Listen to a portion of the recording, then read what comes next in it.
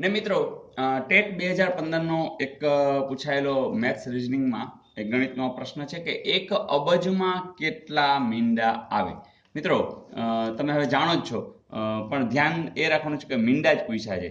તો જોજો, એકમ, દશક, સો, હજાર, 10,000, લાખ, 10,00,000, કરોડ, 10 કરોડ ને હવે અબજ માટે આપણે એકડો મૂકવો પડશે. તો ગણવાના છે આજ મીંડા 1 2 3 4 5 6 7 8 ને 9. તો જવાબ આવશે 9. ઓકે. ને એક આ સરસ મજાના સમની અંદર શું કીધું છે કે ભાઈ 9 વત્તા 19 વત્તા 29 વત્તા 99. હવે આની કિંમત શોધવાની છે મિત્રો. આમાં તરત જ ખબર પડી જાય છે કે આ ટોટલ પદ તો 10 જ છે. જો શું કામ કે જો 1 2 3 એમ કરતા 9 એટલે 9 પદ તો આ છે અને એક આ પદ. એટલે જ્યારે ખબર પડી ગઈ છે કે n 10 છે એટલે આપણું કામ તો સાવ સહેલું થઈ ગયું છે કે Sn બરાબર n ના છેદમાં 2 પહેલું પદ ને છેલ્લું પદ.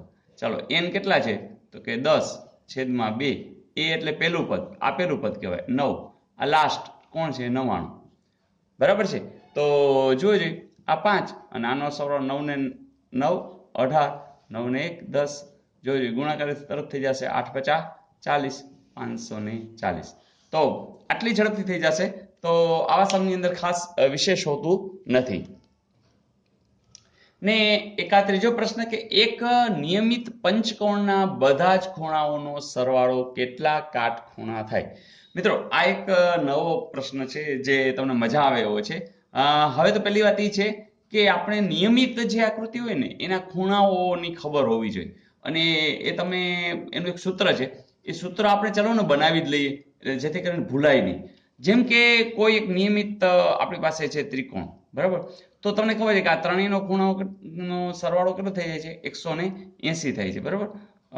ધારો કે નિયમિત નથી તો પણ એ 180 જ થશે. પણ આ જે છે એ ખૂણાઓનો સરવાળો છે એ કેવી રીતે આવે છે તો એ આપણને આટલા ખબર છે કે 180 છે. ચલો ચોરસ લે તો એમાં તો 4 આવ્યા કે નહીં. ચલો અહીંયા કેટલા હતા 3, અહીંયા કેટલા છે 4. તો 4 ખૂણાઓ છે, નિયમિત છે અને એ ખબર છે 90 90 90 90. તો કેટલા થાય છે 360 અંશ થાય છે. તો અહીંયા છે 180, હવે છે 360. તો હવે પ્રશ્ન એ આવે છે કે ધારો કે આપણી પાસે આ રીતે પંચકોણ હોય તો એમાં કેટલું થાય. તો મિત્રો એક આપણે ખબર પડે કે આપણે 90 ને બેઝ બનાવીએ ને તો અહીંયા 90 ગુણ્યા 2 કરીએ છીએ. પછી શું કરીએ છીએ તો 90 ગુણ્યા 4 કરીએ છીએ, બરાબર. તો હવે તમારે 90 ગુણ્યા 6 કરવાના થશે. તમે કહેશો કેવી રીતે? તો એક આપણે સૂત્ર બનાવી લઈએ કે 180 ને જો બેઝ બનાવવો હોય ને તો આપણે એક કામ કરીએ કે 180 અને અહીંયા ખૂણા કેટલા છે જેને આપણે n કહી દેશું. તો અહીંયા n બરાબર 3 છે. તો અહીંયા આપણે 3 ઓછા 2 કરીએ છીએ. ચાલો અહીંયા n કેટલા છે તો અહીંયા n 4 છે.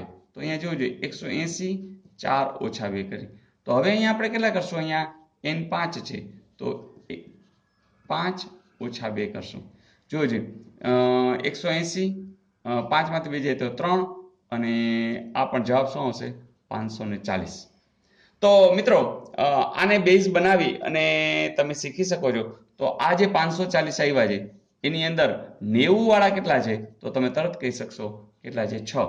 તો સૂત્ર આપણે યાદ રાખશું. સૂત્ર સિમ્પલ રાખશું. શું કે 180 એમાં n ઓછા 2 આટલા ગુણવાના છે.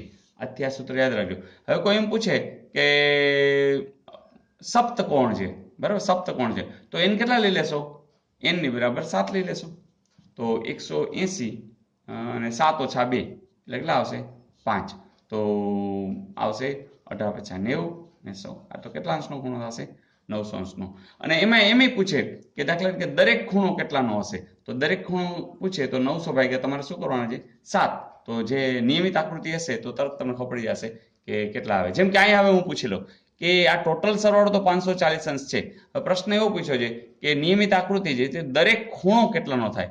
તો તમે શું કરશો કે જે જવાબ આપ્યો છે એની અંદર જે પંચકોણ છે એટલે તમે તરત શું કરશો કે 540 છે એને તમે કેટલા વડે ભાગશો 5 વડે. 5 × 5 પછી ભાગ નહીં હાલે 8 × 50 40. તો તમે તરત કહી શકો કે આ જે પંચકોણની નિયમિત આકૃતિ છે એનો જે દરેક ખૂણો છે 108 અંશ છે.